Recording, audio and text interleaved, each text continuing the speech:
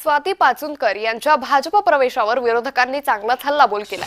खासदार सुप्रिया सुळे आणि सुषमा अंधारे यांनी स्वाती पाचुनकर यांच्या या पक्ष प्रवेशावर टीका केली आहे।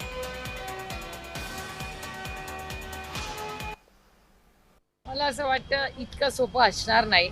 हे वॉशिंग मशीनचा एक नवीन प्रयोग असेल, त्याच्यामुळे जर वॉशिंग मशीनमध्ये ते घालणार असतील तरी जर त्यांनी देशाला आणि महाराष्ट्र राज्याला जर फसवलं असेल तर आम्ही ते सहन करणार नाही।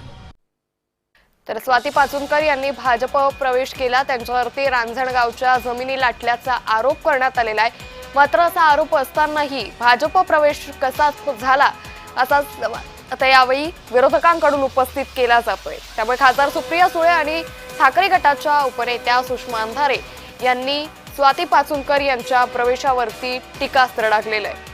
त्यामुळे स्वाती पाचुनकर यांनी काल भाजप प्रवेश केला आणि त्यांच्या या प्रवेशानंतरच त्यांचा हा पक्ष प्रवेश चांगलाच चर्चेत आलेला आहे। एकंदरीतच आता या पक्ष प्रवेशावरती विरोधकांकडून चांगलीच टीका केली जाते।